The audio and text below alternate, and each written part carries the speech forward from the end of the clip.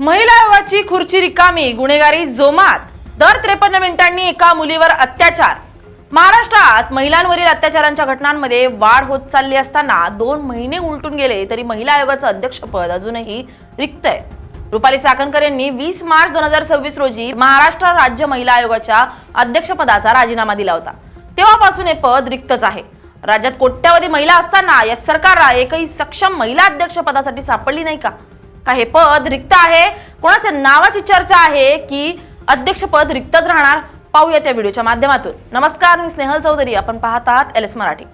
20 मार्च 2026 रोजी तत्कालीन राज्य महिला आयोगाच्या अध्यक्षा रुपाली चाकणकर यांनी आपल्या अध्यक्षपदाचा राजीनामा दिला। राज्यात सुरू असलेल्या खरात प्रकरणात त्यांचा थेट संबंध असल्यामुळे त्यांना नाईलाजाने राजीनामा द्यावा लागला। मात्र त्यानंतर 2 महिने उलटून गेलेत, अजूनही राज्य महिला आयोगाच्या अध्यक्षपदाची खुर्ची रिकामीच ठेवण्यात आली आहे।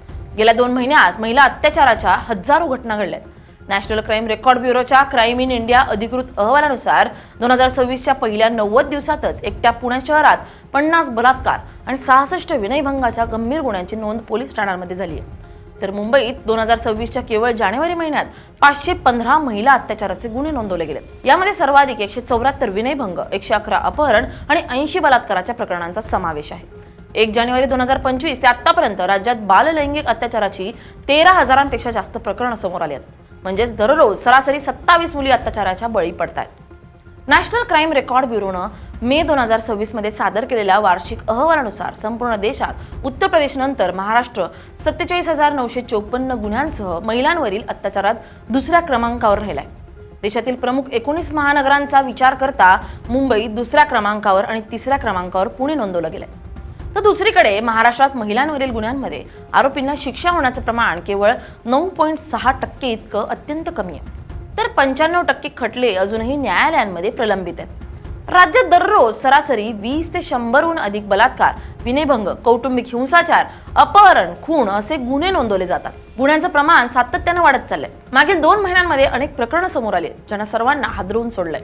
नाशिकमधील अशोक खरात यानं महिलांच्या समस्या सोडवण्याच्या नावाखाली शेकडो महिलांचं लैंगिक आणि आर्थिक शोषण केलं।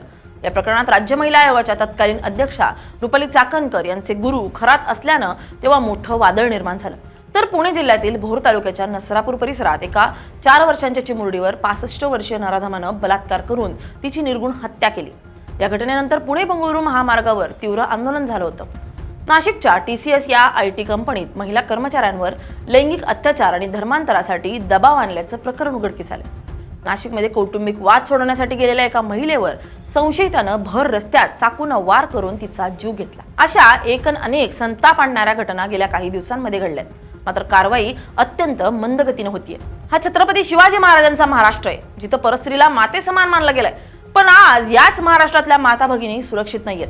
रोज बातम्या, पुण्यात बलात्कार, मुंबईत छेडछाड, नागपुरात हत्या, कायदा जणू वेशीवरच टांगलाय। महिलांवरील अत्याचाराच्या गुन्ह्यांचा आलेख गगनाला भिडतोय, पण राज्याच्या मुख्यमंत्र्यांपासून ते गृहमंत्र्यांपर्यंत कोणालाच याची चिंता नाही असं दिसतंय।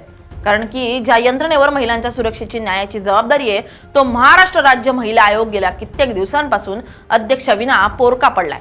राज्यात कोट्यावधी महिला असताना या सरकारला एकही सक्षम महिला अध्यक्षपदासाठी सापडत नाहीये का? हा कोट्यावधी माता भगिनींचा अपमान नाही तर काय?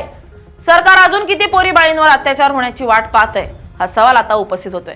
ज्या माजी अध्यक्षांवर पीडित महिलांना न्याय देण्याची जबाबदारी होती त्या स्वतःच भोंदूबाबा आणि कर्मकांडांच्या विळख्यात अडकल्याचं महाराष्ट्रानं पाहिलंय।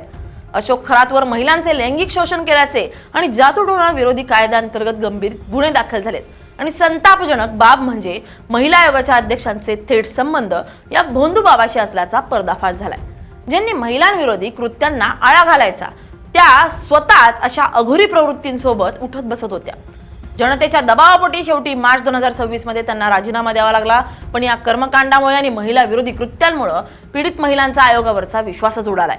जेव्हा जेव्हा महिला आयोगाच्या अध्यक्षपदाची खुर्ची रिकामी राहिली किंवा राजकीय स्वार्थासाठी वापरली गेली तेव्हा महिलांवरील अत्याचारांचा आलेख कसा बदलला हे समजून घेणं गरजेचं आहे। आयोगाचा इतिहास साक्षी आहे की 2009 मधील रजनी सातव यांच्यानंतर तब्बल 3 वर्ष महिला आयोगाचं अध्यक्षपद रिक्त ठेवण्यात आलं होतं। त्या काळात कौटुंबिक हिंसाचार आणि छेडछाडीचे गुन्हे वेगाने वाढले, कारण दाद मागण्यासाठी महिलांकडे हक्काचं व्यासपीठच नव्हतं। व्यवस्थेनं महिलांना तेव्हाही वाऱ्यावर सोडलं होतं। 2016 ते 2020 विजया रहाटकर यांच्या काळात काही अंशी संस्थात्मक कामाला गती देण्याचा प्रयत्न झाला। तक्रार निवारण कक्ष सुरू झालं, मात्र याच काळात सायबर गुन्हे आणि सोशल मीडियावरून महिलांना टार्गेट करण्याचं प्रमाण भयानक वाढलं. 2020 मध्ये त्यांनी राजीनामा दिल्यानंतर पुन्हा 1.5 वर्ष हा आयोग अध्यक्षाविना पोर काठवण्यात आला. 2021 मध्ये रुपाली चाकणकर यांनी खुर्ची सांभाळली. त्यांच्या कार्यकाळात आयोग आपल्या दारी सारखे उपक्रम कागदावर गाजवले. पण प्रत्यक्षात नॅशनल क्राईम रेकॉर्ड्स ब्युरोचे आकडे बघितले तर महाराष्ट्रात महिलांवरील अत्याचार, अल्पवयीन मुलींचं अपहरण, बलात्कार आणि कौटुंबिक अत्याचाराच्या गुन्ह्यांमध्ये महाराष्ट्र देशात आघाडीच्या क्रमांकावर राहिला होता. जी महिला स्वतः एका बलात्काराला गुरु मानत असेल, त्या महिलेकडून महिलांच्या सुरक्षेची अपेक्षा तरी कशी ठेवायची? 20 मार्चला रुपाली चाकणकर यांच्या राजीनाम्यानंतर माजी IPS अधिकारी मीरा बोरवणकर यांची नियुक्ती राज्य महिला आयोगाच्या अध्यक्षपदी होणार अशी चर्चा होती.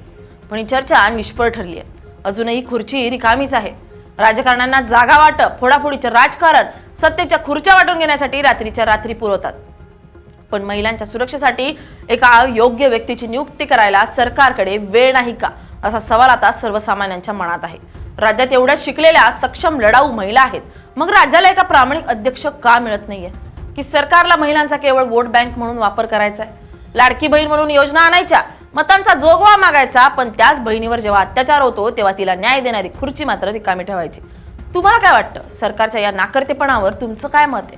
महिला आयोगाच्या अध्यक्षपदी कोणाला बसवलं पाहिजे? आम्हाला कमेंट बॉक्समध्ये नक्की कळवा. Bureau report, LS Marathi.